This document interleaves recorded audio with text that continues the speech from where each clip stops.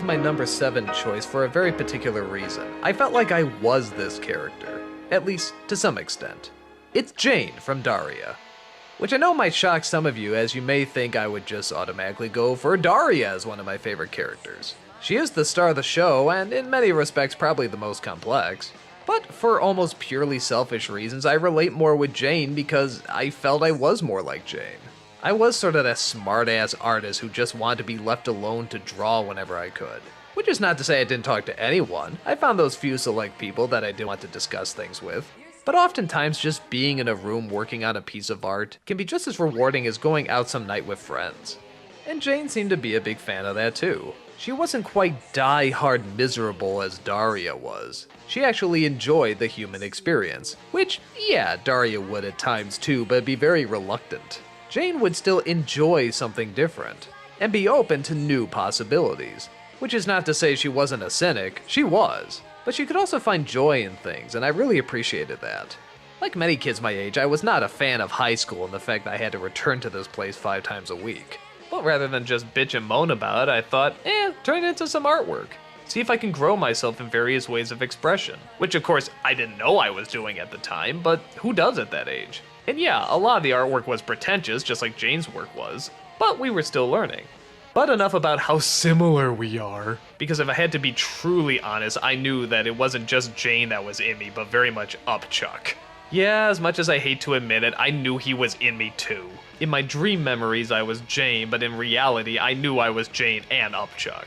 Geeky, awkward, and sometimes too egotistical. But screw it, I knew the elements of Jane is what I admired the most, and would pray I was more like her than I was Upchuck. She was always that perfect complement to Daria because she was never completely against reality, she just questioned it. Daria always seemed closed off to anything new, and sometimes she was right, but other times she was wrong. Jane would at least give new things a chance, whether it be people, events, or even job opportunities. Daria would eventually learn that too, but it took her a little longer, and maybe that's why she was the focus of the show. You could see much more of the journey. But I admire Jane too for how much she did know about herself, but also how much she didn't, and yet still had to respond to it.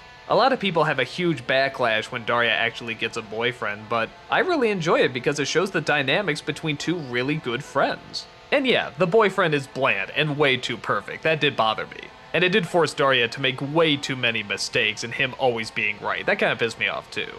But I liked the conversations that came out of it. I like that it showed that a friendship can be so strong that it can last this, but at the same time, it still created that doubt. It created those questions, and those times are gonna happen in really close friendships. And the fact that both of them could find the maturity to find somewhere to be reasonable, especially in high school, shows signs of really good qualities from all the characters.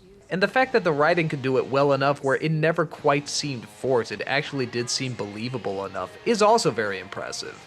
I think love triangles, when they're played for drama, almost always crash and burn. But the fact that these two had such a good friendship and would actually discuss it and talk about it, as maturely as two high schoolers, screw it, two people could, really showed that there were some great characters here.